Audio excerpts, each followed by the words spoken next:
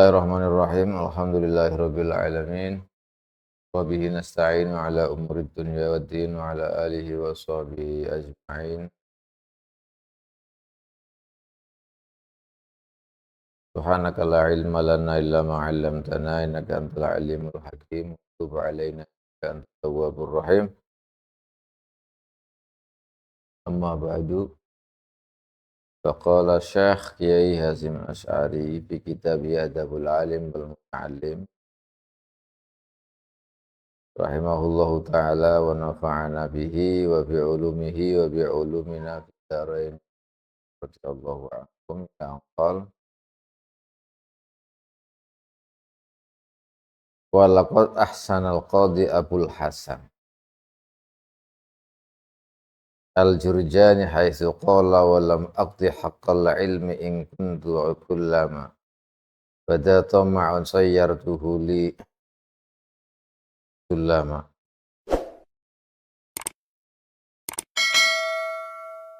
Masya Allah.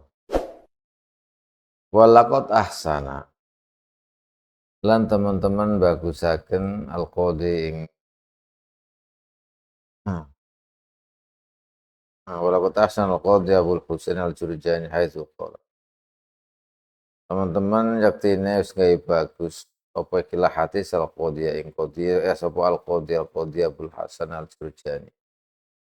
Sangat baik apa al-qadi bagus haitsu qala ing dalam sekiranya dawuh sapa Abul Hasan al-Jurjani. Al-Qadi Abul Hasan al-Jurjani dalam bait syairan.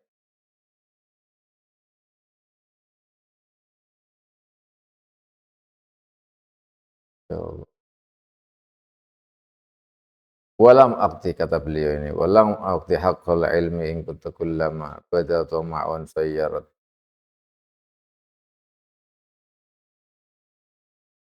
tuhuli sulam sayyarat li sulama. Jadi walam aqti lan ora mutusi sapa ingsun haqqal ilmi haqqul ilmu.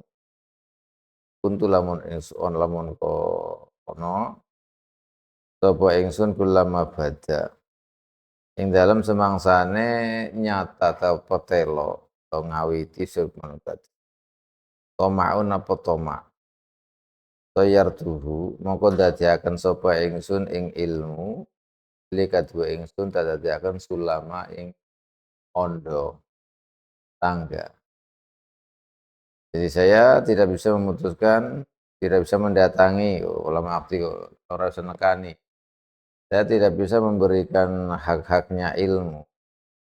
Ketika di situ ada saya ketamakan saya, maka saya menjadikan ilmu itu sebagai tangga untuk mencapai ketamakan. Nah itu.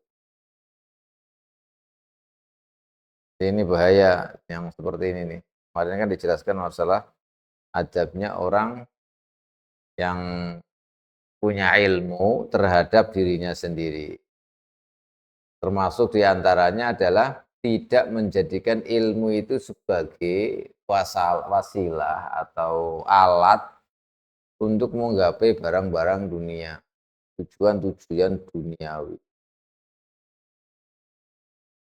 Ya, ini dikatakan oleh Imam Al-Jurjani, walam a'ti haqqal ilmi.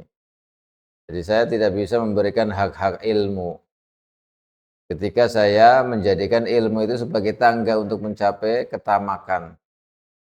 Walam abtadil fi khidmatil ilmi mahjati, yang tidak bisa nguaken mencurahkan fi khidmatil ilmi dalam khidmat mahjati dan di akhdima atau kehidupanku di akhdima supaya dapun lumadi khidmah ing sapa ingsun man ing wong lakwa itu kang nemoni sapa ingsun lakin li akhdima tetapi yakin supaya khidmah sapa ingsun dimas itu apa khidmatul ilm khidmatud din agrisuhu apa toh jadi saya tidak bisa tidak dinamakan mencurahkan untuk khidmatul ilmi dalam kehidupan saya. Yaitu kalau kita li akhdima man laqaita. Tidak bisa diserahkan untuk khidmah kepada siapa saja kecuali ilmu itu digunakan untuk khidmah khidmatiddin, bukan khidmah orang-orang lain istilahnya, bukan keperluan lain. Tapi kalau nama khidmah kita ilmu, ya ilmunya untuk khidmah ummah, limaslahatil ummah. Tidak ada tujuan lain. A'aghrastuhu. A'agrisuhu. Apa toh nanam sapa ingsun ing ilmu izan ing keluhuran. Wa ajnihi lan mengunduh sapa ingsun ing ilmu zulatan ing kehinaan. Idzan fattiba'ul jahli qad kana aslama. Kalau begitu fattiba'ul hawa idzan ing dalem mari kalane gharasu izan wa asnidullah fattiba'ul hawa mongko utawi ngikuti fattiba'ul jahli mongko utawi ngikuti jahil bodohan. Itu qad kana aslama temen ono apa ittiba'ul jahli aslama itu luwih selamat. Apakah saya menanam ilmu atau mencari ilmu, ya, kemudian menghasilkannya hasilnya adalah apakah saya menanamkan ilmu dengan penuh kemuliaan kemudian saya petik dengan kehinaan? Nah, kalau sama saja kita mencarinya susah-susah ternyata ditukar dengan hal-hal yang sepele, hal-hal yang bersifat duniawi. Ini kan rugi, bersifat duniawi kan hina maksudnya, bukan. Kalau ilmu ditukar dengan dunia kan hina istilahnya. Eman sayang. Nah, ilmu itu mulia. Saya menanamkan ilmu, saya mencari ilmu dengan susah payah, begini malah ditukar dengan hal yang hina. Saya menanamkan yang indah, yang mulia, yang agung, malah dipetik saya memetiknya bukan yang agung, bukan yang malah kehinaan. Nah kalau gitu ya mending bodoh saja gitu. Mending bodoh saja. Mengikuti kebodohan itu lebih selamat. Walau anna ahlal ilmi lan lamun kau temen setune ahlul ilmi sonuhu iku jaga sapa ahlul ilmi ing ilmu sonahu mongko jaga sapa ilmu ing ahlul ilmi. Kalau ahli ilmu orang yang punya ilmu itu menjaga ilmunya, maka ilmu itu akan menjaga dirinya. Jadi ilmu, kalau orang yang punya ilmu itu menjaga ilmunya, maka ilmu akan menjaga dirinya. Walau azzamu fin nufusi la azzama. Dan seandainya ahli ilmu itu mengagungkan ilmunya di dalam dirinya, maka dia pasti akan agung, maka akan diagungkan. Artinya memang lakin li ukhdama tadi ya, apa? Di akhdima man laqaitu lakin li ukhdama. Bacanya tadi yang di atasnya. Jadi saya untuk khidmah malah kita pengen dikhidmai, nah itu ma'ruf lah itu. Nah, kalau kita ini mengagungkan ilmu dalam diri kita misalnya, dengan siapa saja kita menghargai ilmu yang kita miliki. Kita menghormati orang yang punya ilmu karena ilmunya itu. Maka apa? Maka dia akan mulia, orang yang mengagungkan ilmu itu. Masya Allah.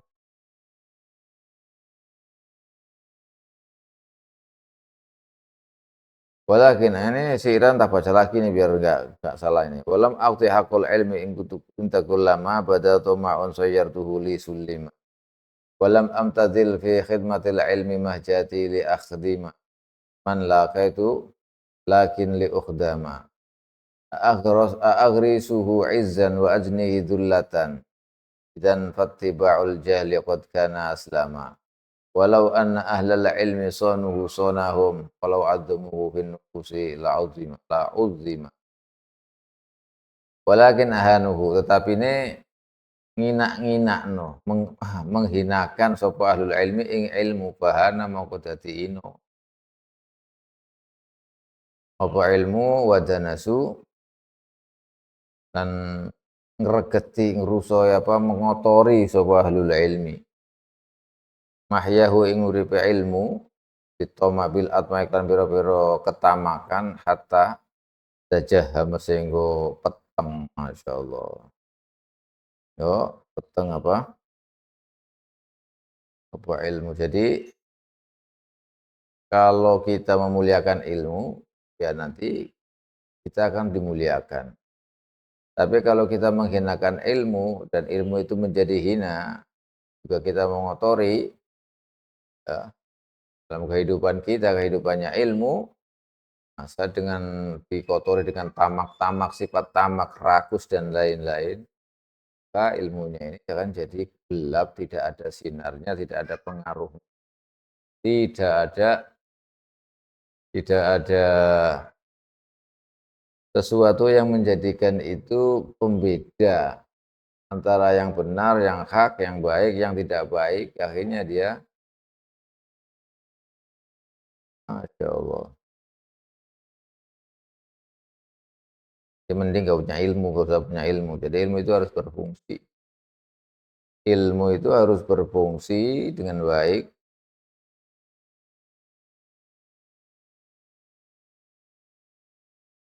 Ya Allah, Allah. Berat ini yang punya ilmu itu berat sekali.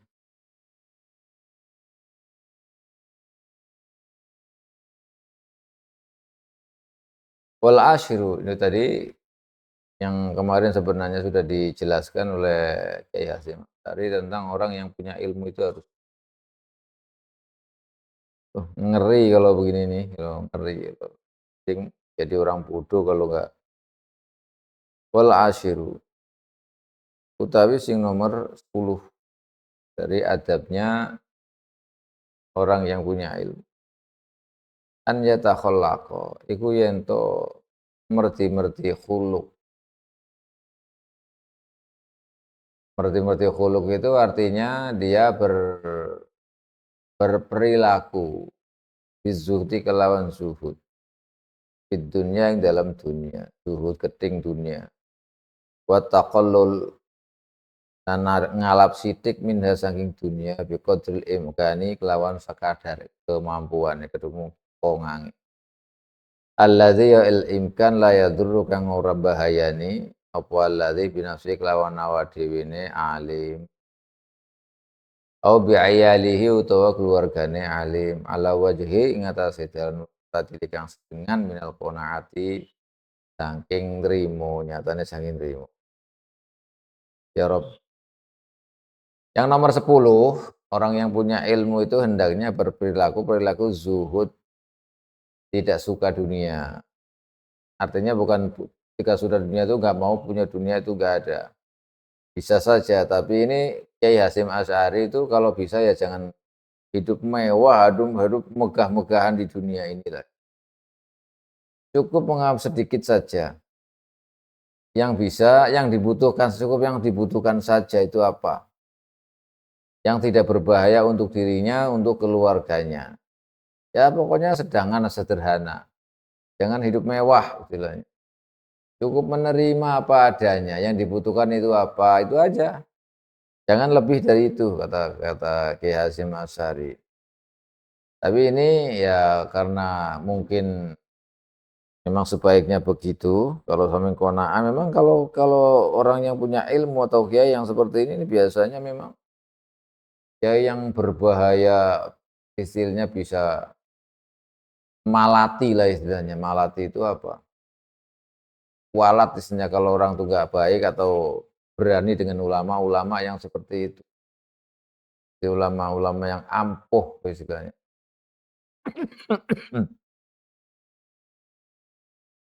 Ulama-ulama yang ampuh. Jadi jangan sampai berani-berani. Yang seperti itu. Jadi kalau dalam bahasa Jawa itu idune mandi. Nah, itu apa? Ya karena dalam kehidupan begitu. Orangnya ikhlas, orangnya wis nggak ada apa-apa, dunia nggak punya. Memang seharusnya ahlul ilmu itu begitu, sehingga ah, dia benar-benar sebagai pengayom umat, sebagai cahaya daripada umat. Wa aqallu darajatil alim, utawi sithik-sithike pira-pira derajate wong sing duwe ilmu, an yastaqdira. Paling sedikit derajat ilmu dalam memandang dunia itu ini kata beliau. Arep yen milang-milang qadzar, kotoran, milang-milang kotor. Sopo alim at-taluqa ing gumantung bidunya kelawan dunia. Li anau krana seputuhune alim itu a'lamu luwih ngerti bi khissatiha kelawan inani dunya wa fitnatiha lan fitnah dunya. Wa sur'ati zawaliha lan cepete ilange dunya. Wa kasrati ta'abiha dan akeh payahe dunia bahwa mongko utawi alim ahaku iku luwih berhak bi adamil iltifati kelawan ora anane noleh ilaiha maring dunia wal istighol lan ketungkul bi umumnya kelawan kesukaan. Nah ini paling sedikit, paling tidaklah orang yang punya ilmu itu al-alim terhadap dunia itu bagaimana. Ini derajat yang paling rendah, artinya minimal orang alim itu ya menganggap bahwa dunia itu kotor gitu aja. Yang kalau ada apa hatinya itu bergantung pada dunia, itu yang paling rendah. Bahwa yang bergantung dengan dunia itu adalah yang paling kotor. Jadi minimal itu derajatnya segitu, minimal. Orang alim itu harus menganggap dirinya kalau dirinya misalkan ada ta'alluq dengan dunia, dengan hubungan dengan dunia, itu adalah derajatnya paling rendah sekali. Kenapa? Karena orang alim kan tahu bagaimana dunia. Tahu dengan kehinaan dunia, tahu fitnah dunia, bagaimana dunia cepat hilang. Kemudian kalau mengejar dunia itu payah, susah. Isinya ya begitu. Dunia mata ul hurur adun semuanya terjadi ada di dunia yang enggak baik-baik yang memayahkan, membuat orang capek. Itu kan dunia. Kalau kita nggak mengejar apa-apa ya nggak capek sebenarnya. Karena kita punya target begini-begini akhirnya otak capek, tenaga capek semuanya itu. Dan ini kan dunia. Orang yang alim itu kan tahu bagaimana kedudukan dunia, bagaimana dunia itu. Nah, kalau orang alim itu lebih tahu tentang itu, maka ahaqu bi adamil iltifati ya. Dia mestinya harus lebih berhak untuk tidak menoleh pada dunia dan tidak istighol, tidak berburu, tidak menyibukkan diri dengan hal-hal dunia, dengan kesusahan dunia, dengan apa-apa yang menjadikan pikiran ini capek, apa semuanya. Ini namanya capek-capeknya dunia itu. Nah orang kalau bergelut dengan dunia kan pasti capek. Orang bermusuhan ya gara-gara dunia. Orang tidak rukun ya gara-gara dunia. Semuanya itu. Orang apa semuanya gara-gara dunia. Persaingan dan lain-lain ya tidak suka. Ya semuanya gara-gara dunia. Kalau orang alim kan tahu itu loh, ngapain digubris begitu itu. Padahal mestinya orang alim itu jangan menggubris dunia. Supaya hanya menonton, karena orang alim itu nur sebagai pancaran cahaya, menjadikan orang itu damai, menjadikan orang itu adem ayem gitu. Bukan malah tambah panas, benci sama orang. Itu nggak boleh. Makanya ini yang orang alim itu akhlaknya pada dirinya itu harusnya seperti waru yalan dan cerita akan anhu sangking Kanjeng Nabi Shallallahu Alaihi Wasallam. Apa riwayat gini? Azza man kona wa dzalla man toma. Azza mulio topo wong kona akan rimo topo man. Wa dzalla lan ino sapa man tomaa wong sing toma. Jadi kalau kita berbahas tentang dunia, kalau orang di dunia ini tamak, maka dia akan hina. Tapi kalau dia itu aziz, ya. Qane' menerima jadinya orang aziz, orang yang mulia. Ya, kalau kita menerima dunia apa adanya, kita akan menjadi mulia. Tapi kalau kita tamak terhadap dunia, maka kita akan jadi, dan nyatanya kita harus ada. Cuman memang ya namanya nafsu dan setan itu selalu menggoda supaya kita senang dunia, punya dunia. Bukan berarti kita nggak harus dibuang dunia, bukan. Tapi dunia itu kita miliki karena kita di dunia ya butuh dunia. Cuman dunia itu tidak sampai pada hati kita. Dunia itu hanya di tangan kita. Itu maksudnya. Jadi orang alim ini harusnya seperti ini. Azzaman qana' wa zallaman qama'. Wa anis Syafi'i dan kasus itu saking Imam Syafi'i radhiyallahu anhu. Lau awsa li'aqalin nasi lamun kok awsa usi ini, usi ini.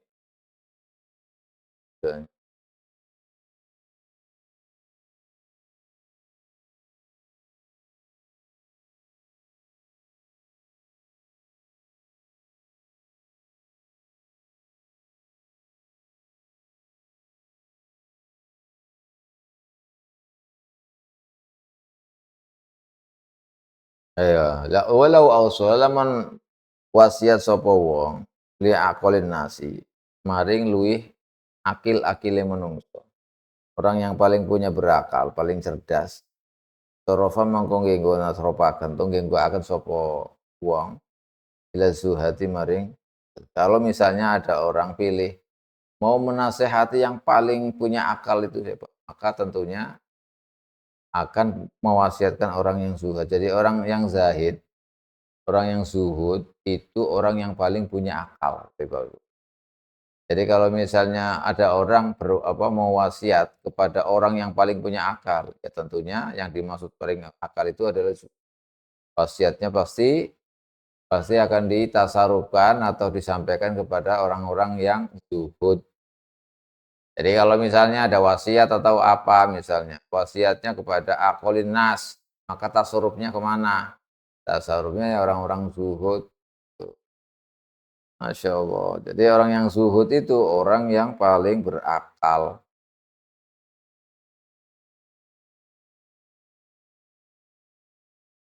Falaita syi'ri.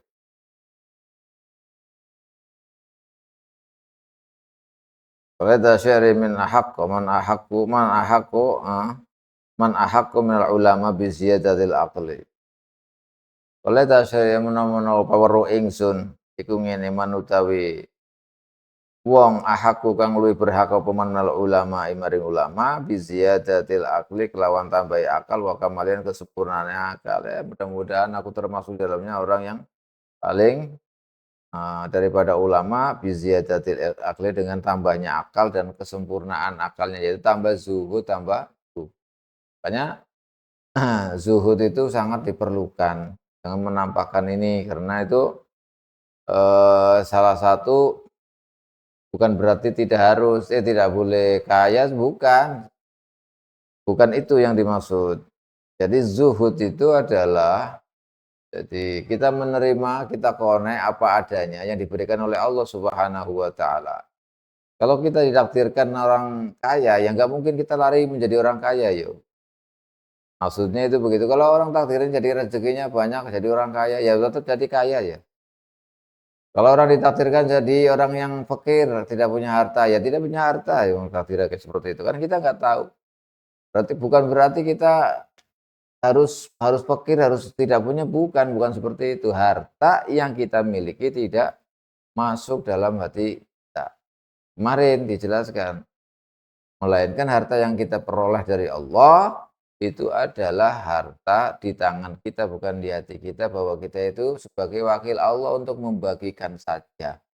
Jadi penampungan lah istilahnya nanti akan dibagikan kepada siapa saja yang berhak. Ini zuhud. Jadi enggak ketika yang memiliki itu mau ngambil itu penitipannya ya terserah. Makanya hilang dan tidak hilang nggak ada masalah, karena bukan milik. Jadinya jadi harta itu yang ada di dunia itu bukan milik kita, tapi milik Allah. Jangan sekali-kali orang yang alim itu berpikiran, berkeyakinan bahwa apa yang dimiliki itu adalah miliknya, melainkan bukan miliknya, milik Allah Subhanahu wa taala. Kita hanya menjadi penampung untuk dibagikan kepada mereka-mereka yang berhak menerima rezeki Allah Subhanahu wa taala. Allahu akbar. Wa qala Yahya bin Mu'adz, "Law kanatid dunya tibron yafna al akhirati khazafan yabqa. Lakin yanbaghi al aql isarul khazafil baqi ala tibril fani, fa kaifa wad dunya khazaf." Oh. Nih, Yahya bin Mu'adz dawuh, "Lau kanat lamun kok ana apa dunya. Dunya niku tibron, lantakan emas. Yafna, ngang apa? Rusak, entek apa tibron. Apa rusak apa entek. Habis apa tibron, rusak. Wal akhiratu, lan ana sapa akhirat apa akhirat iku khazafan kreweng. Kreweng. Apa? Kreweng itu ya genteng, diremuk gitu. Jadi tanah yang sudah dibakar jadi terus kemudian ditumbuk sampai halus itu namanya khozaf. Nggak ada harganya kan kalau batu bata misalnya kalau udah remuk, genteng udah pecah, itu namanya kreweng itu. Tapi siapa barang-barang bolo pecah lah itulah pokoknya bolong-bolong bolo pecah. Yapko itu yapko. Lakana jawabnya. Jadi, seandainya ada emas tapi rusak, habis. Dan pas lantaan emas batangan habis.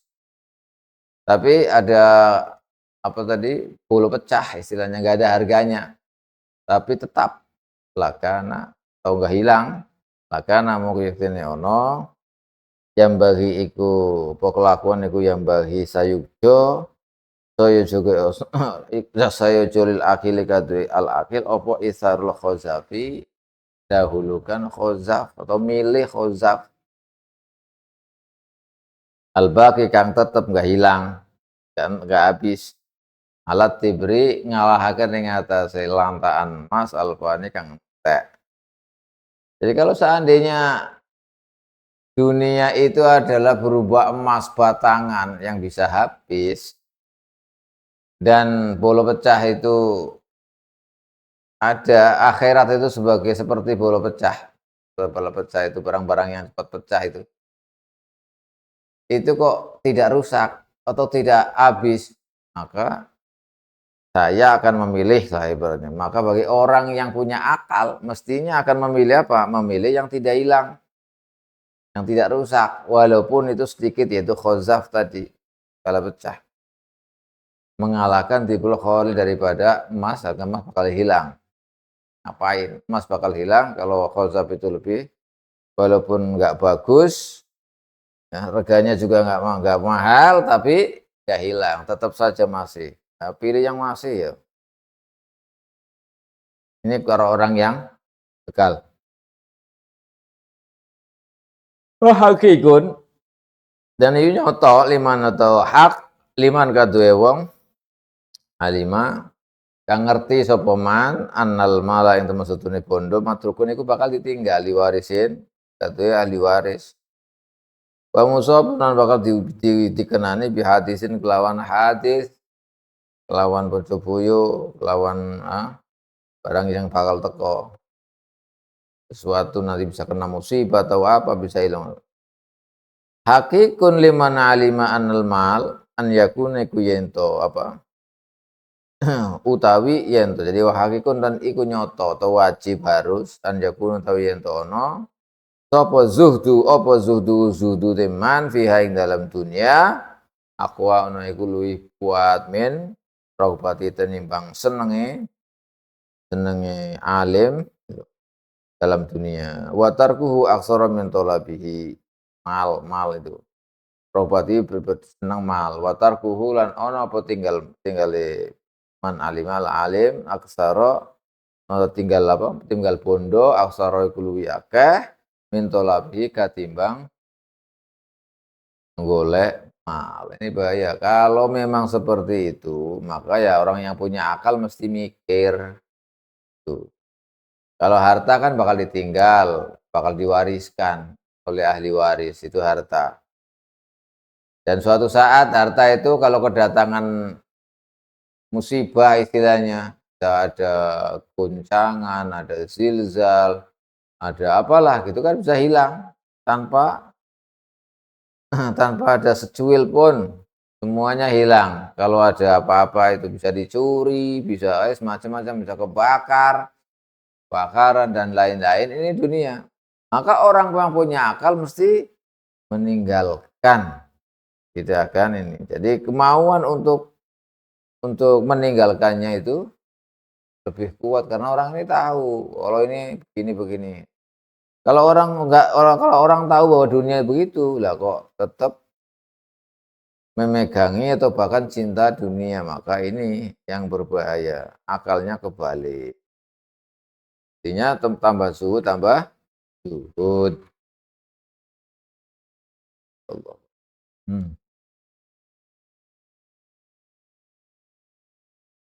Wa an makruhiha adatan wa syar'an lan saking perkara sing loh ya dibenci saka dunya. Wal hati asyara. Itu sudah aja nomor 10 itu tadi masalah dunia. Hmm. Karena kalau sampai dunia ini jadi ulama dunya disebut dengan ulama utu karena dengan ilmunya itu dia akan membela untuk mengambil dunia, jabatan, pangkat dan lain-lain dengan ilmunya. Ini sangat berbahaya sekali, sangat-sangat berbahaya. Makanya diperingatkan oleh Syekh Hasyim Asy'ari ini. Kalau seperti itu udah hancur. Jadi ilmunya tidak berfungsi, hatinya jadi gelap kayak tadi, lebih baik bodoh daripada punya ilmu yang seperti itu. Wal billah. Nah, bahayanya itu sangat bahaya. Wa'alimun bi ilmi lam ya'malan mu'adzabun qabli ubadil fasan. Jadi orang yang alim itu kemudian nggak mengamalkan ilmunya, itu nanti akan disiksa sebelum orang-orang kafir. Itu yang dijelaskan dalam beberapa hadis. Bahaya sekali. Mudah-mudahan kita dijaga oleh Allah Subhanahu wa taala dan dijadikan oleh Allah orang yang punya ilmu dan bisa menjaga ilmunya, bisa mengamalkan ilmunya dengan ikhlas. Wal hadi asyara. Wal hadi asyara utawi sing nomor berapa? 11. An yataba'at. Iku yento ngedoh-ngedohi. Andani ilmakasibi saking asore piro-piro maksab pekerjaan. Waradhilatiha lan yo remeh-remeh ino-inone al makasib tobaan ing dalam tabiate itu atau pasti tobaan. Jadi orang yang punya ilmu atau kiai itu hendaknya kata Kiai Hasyim itu menghindari makasib makanan-makanan atau penghasilan-penghasilan lah gitu loh, penghasilan yang remeh, penghasilan yang remeh, yang hina, jelas itu tidak boleh mendekati, bahkan kita harus menjauh. Wa an makruhiha adatan wa syara'an, dan yang tidak disukai, makasib yang tidak disukai, yang makruh-makruhnya menurut syara dan adat. Jadi misalnya makasib itu penghasilan kerja misalnya ya. Kerja-kerja yang kerjaan yang hina, jangan. Atau kerja yang sifatnya makruh, yang dihukumi makruh. Jadi kerjaannya juga yang layak istilahnya. Makruh-makruh atau itu jangan. Seperti al-hijamah. Hijamah itu canduk, bekam itu. Jadi kalau ada kiai atau orang yang punya ilmu jangan menjadi tukang bekam. Ini nggak pantas istilahnya. Orang punya ilmu, kerjaannya seperti itu. Karena kerjaan hijamah itu banyak ulama mengatakan tukang bekam itu hukumnya makruh. Watebagho tukang nyamak, nyamak kulit, itu bukan profesinya kiai lah maksudnya. Profesinya itu jangan seperti itu. Kalau bisa dihindari. Wasaraf apa? Saraf, tukang apa sih namanya? Saraf itu jual beli uang itu loh, jual beli uang. Wasaraf, wasayaghati siyagha, tukang tenun. Ya Allah, tahu tukang membuat apalah gitu. Ini kurang kurang layak.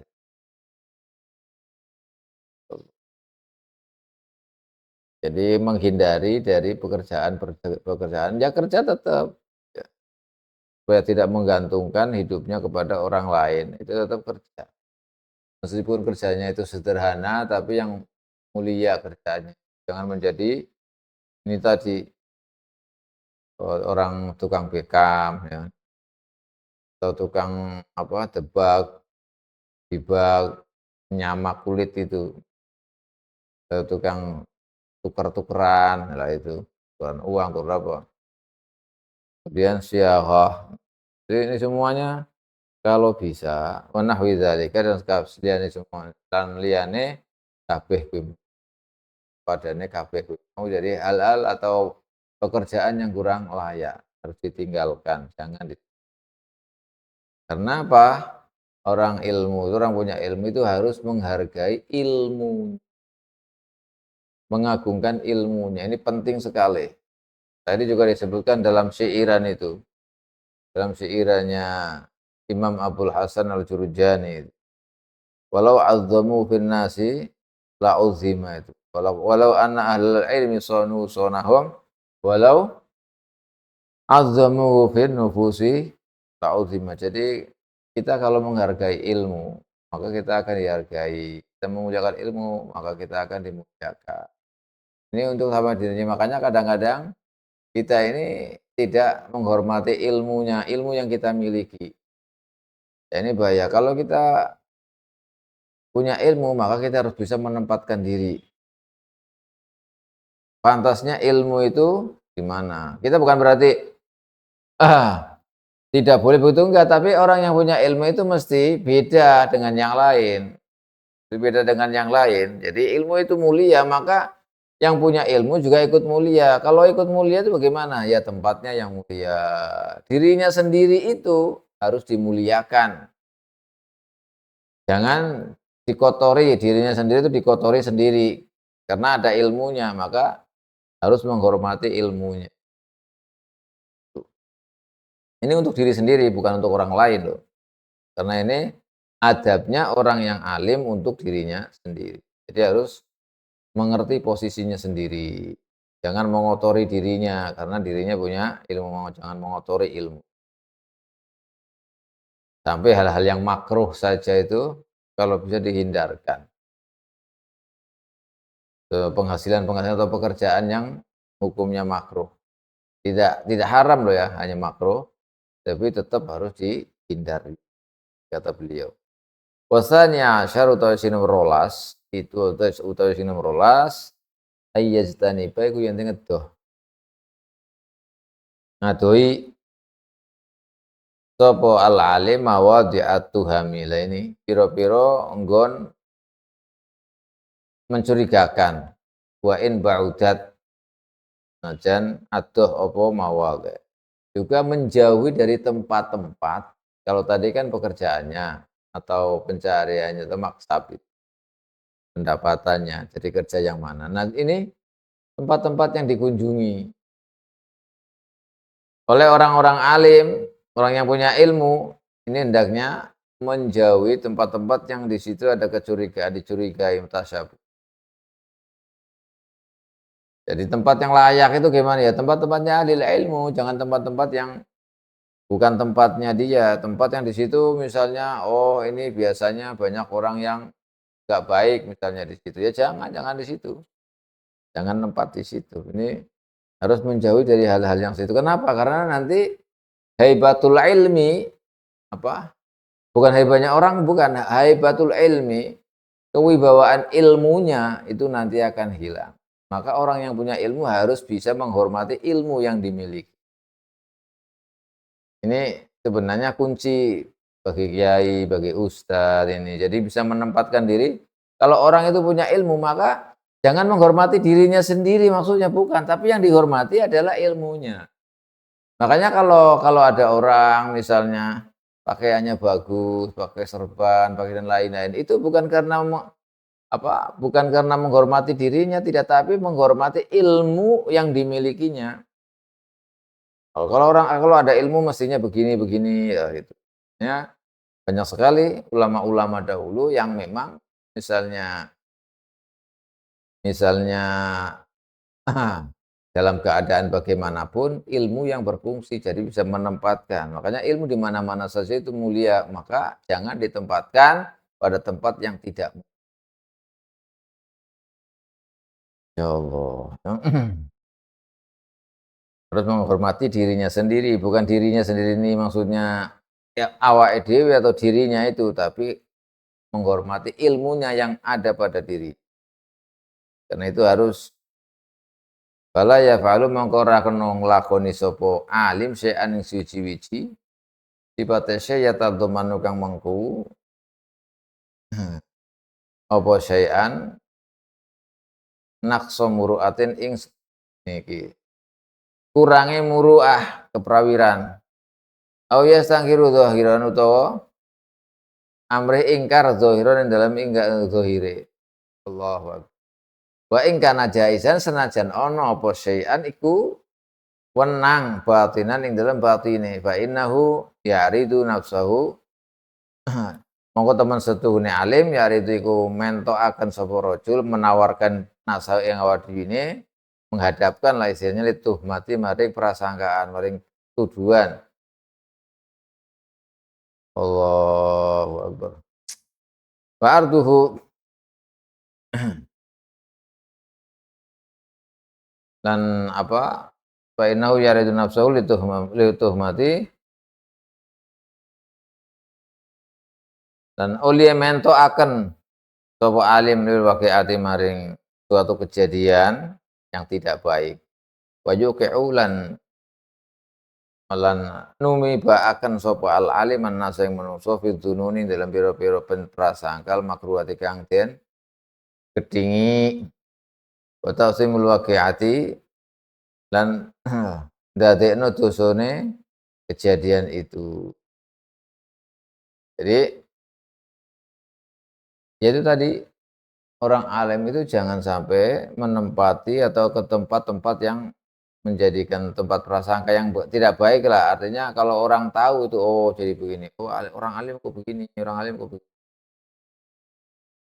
Maka jangan sekali-kali orang alim itu melakukan sesuatu yang di dalamnya mengandung prasangkaan buruk, ada kecurigaan dari orang lain. Jadi nggak jelas gitu, melakukan sesuatu yang sekira orang itu, orang lain itu atau manusia itu menjadikan, waduh, jadi prasangka di hatinya. Ini jangan. Kemudian jangan juga menampakkan dirinya, menghadapkan dirinya pada kejadian yang tidak baik, kecurigaan hasilnya. Ini juga jangan. Tempat-tempat yang tidak layak ya orang alim itu orang punya ilmu ya tempatnya di mana itu. Harus bisa menempatkan diri. Bahkan nanti kalau seperti itu manusia atau umat ini jamaahnya misalnya itu akan terjun seperti atau melakukan seperti apa yang dilakukan oleh kiainya itu. Wah itu nggak apa-apa, ini nggak apa-apa, akhirnya terjadi bagi orang-orang yang pengikutnya. Maka akan menjadi apa? Dikira atau prasangka yang tidak-tidak. Ini yang menjadikan orang itu dosa. Jadi seorang alim mestinya menjaga diri supaya orang lain itu tidak berprasangka buruk. Gitu. Soalnya kalau sampai ada orang lain berprasangka buruk pada orang alim itu kan nanti orang itu jadinya dosa. Padahal sebabnya itu yang menjadikan sebab itu siapa? Orang yang punya ilmu. Maka orang yang punya ilmu harus menempatkan diri supaya orang-orang itu tidak membuat prasangka yang tidak. Itu penting sekali ini. Karena bahaya loh kalau ada orang sampai suudzon atau bahkan ghibah. Yang dighibahi itu kiai, yang dighibahi itu orang-orang alim misalnya. Ini dosa besar loh ini dijelaskan oleh para ulama. Jadi bukan mudah kalau kita menghibah orang yang alim, yang punya ilmu dan lain-lain ini, waduh, ini bukan dosa biasa kalau ghibahnya orang-orang awam gitu, itu ya dosa tetap dosa itu, tetap dosa. Bisa taubat, tapi kalau ghibahnya atau suudzonnya sama orang yang alim, wah ini bahaya. Di samping dosa besar juga darah orang alim itu adalah beracun, bisa berbahaya kepada orangnya yang membenci ulama, yang membenci orang yang alim ya. Ini bahaya ini. Ya, makanya jangan sampai kita atau orang yang alim itu menjadi sebab orang tidak suka atau terjerumus dalam dosa itu tadi. Sebab-sebabnya karena perbuatannya orang alim itu sendiri. Nah, jangan. Makanya adabnya orang yang punya ilmu ala alim pada dirinya sendiri itu harus begitu. Lafa ini tafaqo, moko lamun kok cocok. Apa syai'un suwiji-wiji min dzalika saking kabeh duwuke mau. Oh, secara kebetulan terjadi seperti itu li hajatin krono hajat. Au nahwiha atau sekabiar sepadane hajat. Akhbaru moko akan memberitakan sapa alim man syahadahu ing wong kang nyekseni sapa man ing alim bi hukmihi kelawan hukume. Hukume ma akhbarahu itu mau kejadian wa bi udlan kelan uzure alim. Maksudnya alim. Ya Allah. Kaila ya samu supaya lak sama supaya ora dosa bisa babihi bisa babihi orang yang nggak ngerti bisa babi kelawan sebab al alim au yang furuto melayu apa sapa wong anu saking alim fala yuntafa'u bi ilmihi mongko ora dialap manfaat apa bi ilmihi ilmune alim kaila ya sama bisa babihi au yungfaru anhu itu bisa boleh saja terserah yungfaru itu tidak didekati malah orang pada melayu yungfaru opo anhu fala yuntafa'u opo bi ilmihi gitu boleh wal yastafid wal yastafidul jahil. Ini bahaya lagi lah kalau alimnya seperti itu kan nanti orangnya pada lari, oh kok begini-begini, aduh ini padahal orang-orang itu harus mendekat kepada ilmu. Kecuali memang orang nggak mau mendekat dengan ilmu atau mendekat dengan alim itu karena ada sifat dengki dengan sifat hasud, hasad, iri, dengki. Lah ini memang susah itu penyakit harus dihilangkan. Kita ini kalau di hati kita ada seperti itu, harus diperangi, harus dihilangkan. Ini karena timbul di hasud dan itu susah sekali. Orang kalau hasud itu nggak bisa diobati, dinasehatin juga nggak mau. Tahu soalnya dia tahu kebaikan itu, tahu bahwa dia tuh orang alim, tahu dia musuhnya. Tapi karena ada hasud itu, akhirnya susah. Makanya apa? Iya kawal hasuda bin hasuda. Yakulul hasanat kama takulun naru al hatoba. Jadi itu banyak bahaya sekali. Dia memakan kebaikan sebagaimana api itu melahap kayu-kayu bakar. Kalau hasud susah sekali. Ini beda lagi. Orang alim mesti kadang-kadang menghadapi begitu kan orang yang hasud orang ini ya sudah, gak usah diperdulikan, bukan urusannya. Kalau hasud ya sudah biar hasudan sendiri. Jadi kita doakan supaya tidak hasud, supaya mendapatkan kebaikan, mendapatkan keberkahan. Kita doakan karena kita nggak maksudnya orang yang alim itu tidak punya musuh. Kalau seandainya yang tidak suka atau memusuhi dia, yaitu diserahkan kepada Allah Subhanahu wa taala. Orang alim yang tetap berdoa mendoakan kebaikan kepada siapapun sekalipun orang itu memusuhi. Ini apa? Etikanya orang yang punya ilmu. Walidza qala Nabi sallallahu alaihi wasallam. Oleh karena itu Nabi Muhammad sallallahu alaihi wasallam bersabda li rajulaini maring wong lanang loro. Ro'aya kang ningali sapa rajulaini. ing Kanjeng Nabi yatahaddatsu tingali kang dawuh sinten Kanjeng Nabi ma Sofiyah sertane Sofiyah tuma ajaza tumuling lewati sapa karone rajulaini. Jadi kata Rasulullah ini ada cerita. Rasulullah lagi berserap, lagi bicara, ngobrol-ngobrol lah kalau bahasa kita ya. Ngobrol-ngobrol dengan Sayyidah Sofia. Dua orang ini kemudian melihat, mendengar nguping loh gitu loh maksudnya nguping. Kedua orang laki-laki ini. Lalu Rasulullah bersabda ala rislikum. Ing atase alon-alon sira kabeh hati-hati. Inna Sofiyah bintu Huyai. Ingat yang saya ajak bicara itu Sofia bukan orang lain. Nah, gitu loh. Jadi kalau orang itu kayak mengintai atau apa itu kan kayaknya ada kecurigaan. Nabi ngomong sama siapa ingin mendetail itu kan. Nanti akhirnya jadi gosip. Wah begini. Nah ini Nabi sudah memperingatkan kepada pada orang ketika Rasulullah berbicara dengan Sayyidah Sofia. Ada orang memperhatikan pengen nguping-nguping gitu. Maka langsung dibentak. Bukan dibentak apa diingatkan Rasulullah. Ala rislikuma. Hati-hati. Ini yang saya ajak ngomong itu adalah Sofia. Dirinya sendiri. Jangan sampai nanti dianggap orang lain. Kalau dianggap orang lain, akhirnya apa jadi? Fitnah, gosip kemana-mana. Rasulullah. Setelah itu kemudian Rasulullah sumakala inna syaitan yajri min ibni Adam majrud dam. Karena setan itu berjalan di tempat jalannya darahnya anak Adam. Jadi di segala pintu, segala penjuru itu setan bisa masuk situ. Hati-hati. Jangan sampai kau mendengarkan ini nanti jadinya dipenggokkan oleh setan ini. Karena setan itu di mana saja ada jalannya itu majrud dam. Di mana di situ ada orang bernapas, disitulah ada setan.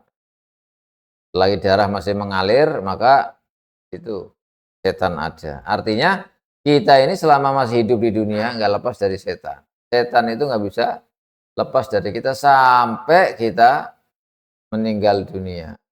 Memang kerjaannya setan begitu, ditugasi begitu. Tugasnya ya begitu. Fakhiftu mongko wedi sapa ingsun an yakdzifa yen to qadzab sira. Ya, fakhiftu an yukdzaba fi qulubikum. An yakdzifa yen to apa nibakno ya itu nibakno sapa setan fi qulubikum ing pira-pira atine sliramu sayan ing suci fatahlik. Mongko dadi sebab rusak fatahlika mongko dadi sebab rusak. Artinya begini. Hati-hati. Yang saya omong itu, yang saya bicara itu adalah Sofia binti Huyai. Terus dilanjutkan lagi Rasulullah. Hati-hati kenapa? Karena setan itu bisa mengganggumu masuk dengan jalan bagaimanapun untuk ke dirimu. Mengganggu kamu dengan cara bagaimanapun. Pasti akan mengganggu kamu. Maka saya khawatir kalau setan itu menaruh sesuatu di hatimu, maka kamu akan jadi rusak lah ini. Soalnya Nabi kalau sampai menggosipi, Nabi kan jadinya rusak tuh. Bahaya itu. Sebagaimana dulu cerita di Hadisul Ifki tentang Sayyidah Aisyah. Itu kan kemudian orang-orang munafik yang ini. Subhanallah. Ini bahaya sekali. Jangan sampai ya mudah-mudahan kita tetap memuliakan ulama karena ilmunya. Dan orang yang punya ilmu itu sendiri harus memuliakan dirinya, bukan dirinya bukan, tapi ilmunya yang ada pada diri.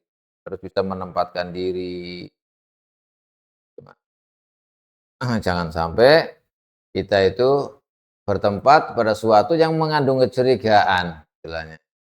Ada kecurigaan, sehingga orang-orang nanti akan mengira, oh ini kiai ini, padahal enggak misalnya. Padahal enggak, tapi karena dirinya sendiri itu berada di tempat kecurigaan. Maka orang mengira begini-begini.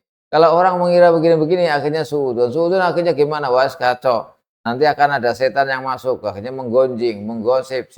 Ya itulah ini kan bahaya. Fatahlik kata Rasulullah SAW. Hati-hati, damul alim masmum, dimaul ulama masmumah. Wasalisu utawi sing nomor wasalisa asyar utawi sing nomor 14. Sudah jam berapa ini? Enggak, sudah 1 jam lebih. Oke, sudah diterusin aja. Yang nomor 13, kiai, guru, pengajar, ustadz itu harus bagaimana adabnya kepada dirinya sendiri.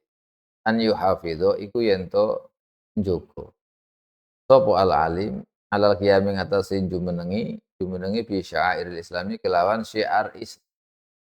Jadi kalau syiar Islam, orang yang alim itu harus berada di gerda, harus melakukan mendirikan syiar-syiar Islam. Syiar Islam itu apa? Banyak sekali. Ramadan, ini syiar Islam, Lebaran, syiar, ya hari-hari apa yang diagungkan oleh Allah Subhanahu wa taala, diagungkan oleh syariat. Waktu-waktu yang diagungkan oleh syariat. Namanya syair. Masya Allah. Syair Islam. Oh, apa? Kewajiban-kewajiban Islam, apa yang dianjurkan oleh Islam itu kita harus bagaimana, Islam itu harus bagaimana. Karena itu harus itu, bukan hanya adab, berarti harus itu. Wa dzawahiril ahkami lan piro-piro dohir-dohire hukum. Jadi kalau menjadi hukum apa misalnya hukum ya harus didirikan apa yang menjadi hukum syariat Islam semuanya. Dan yang dohir-dohir aja, hukum-hukum yang dohir yang diperhatikan. Karena wajibnya kan kita menghukum yang dohir. Jadi mendirikan atau menggerakkan hal-hal yang wajib secara dohir. Yang bisa kelihatan lah hukum-hukum dohir. Contohnya apa? Kasolati iqamati sholati kaya ngetegakkan sholat fi masajidil jamaati fi masajida ing dalam biro-biro masjid iqamati sholat al jamaata ing jamaah. Mana itu bisa kalimatnya?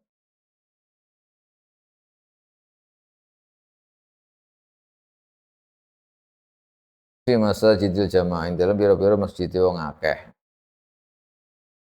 Ini yang ke-13. Dan tadi juga dijelaskan yang nomor 12 tadi ya. Jangan sampai berada di suatu tempat atau apa yang menjadikan orang itu curiga. Jadi bahaya yang menjadikan orang itu dosa. Allah menjadikan orang itu dosa.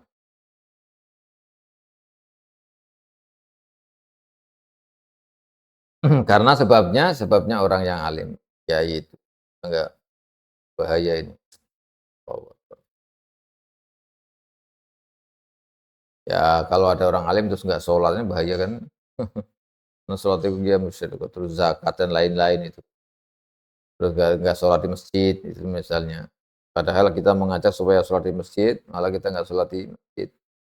Wa salam dan buara akan uluk salam ila khawasi maring biro khusus wal awam orang-orang apa. Kita memberikan salam assalamualaikum kepada orang khusus atau orang umum, lalu kita mengucapkan salam. Allah wal amru bil ma'ruf wan nahyu 'anil munkar. Jangan lupa juga orang yang alim harus amar ma'ruf nahi munkar. Ma'as sabri 'alal adza sertane sabar 'alal adza ing atase piloro.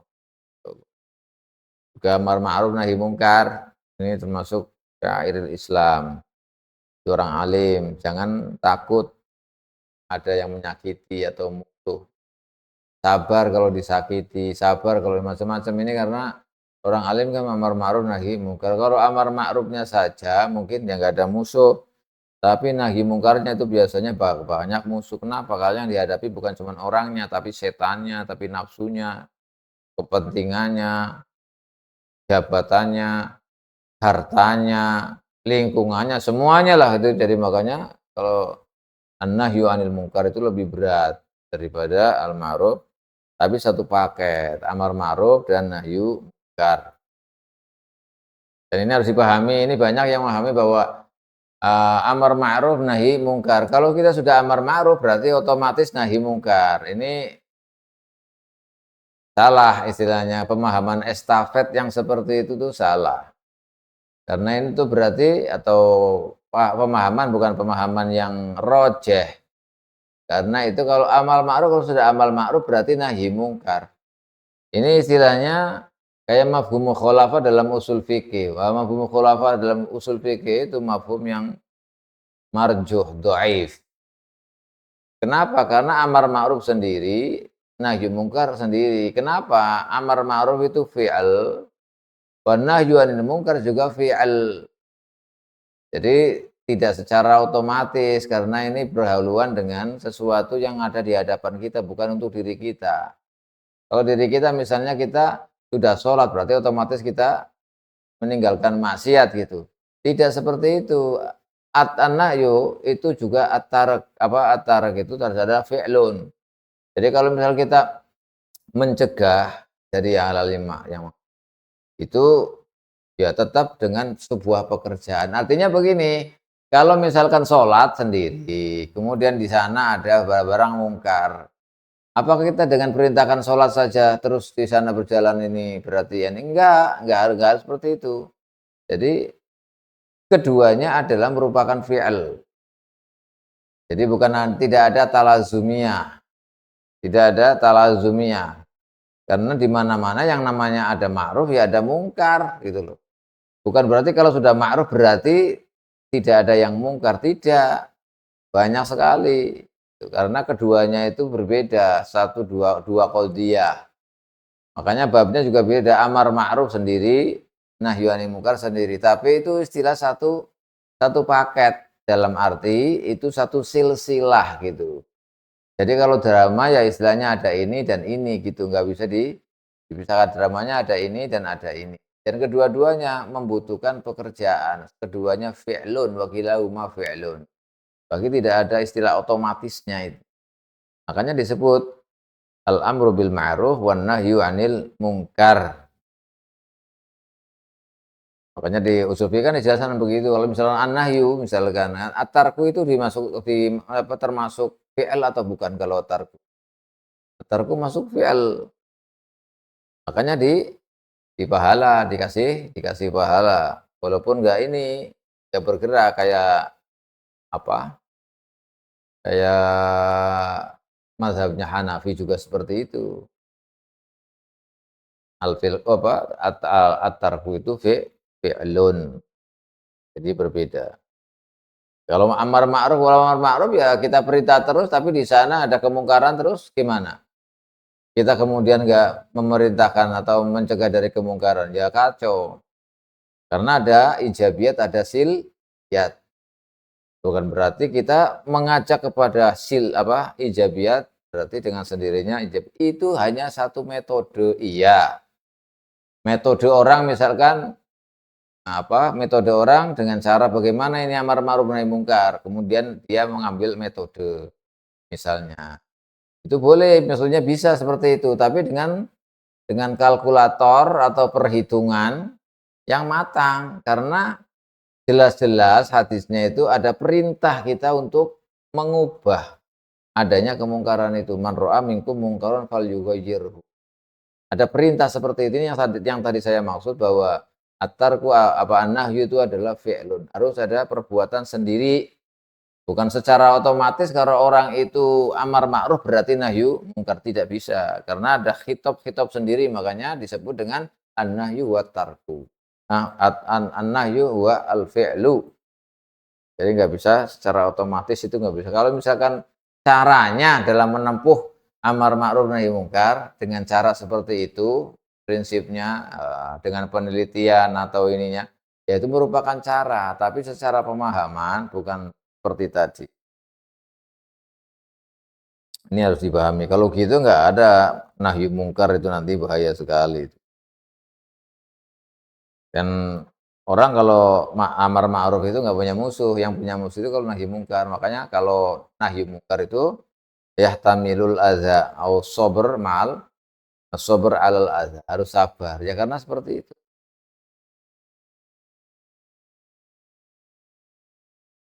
Terus sodian hale apa ngalang-alangi nyegah bil haqqi kelawan hak indal kubara ing dalam biro-biro wong-wong sing gede-gede. Badilan tur wong kang nyerahaken nafsu ing awak dhewe ne wong alim lillahi maring Allah taala la yakhafu fi ora wedi sapa alim fihi ing dalem amar ma'ruf nahi mungkar lau matalaim ing pemaidune wong sing maido zakiran hale wong sing eling nutur kaulu taala ing dawuh Allah taala wasbir ala ma asabak inna dzalika min azmil umur.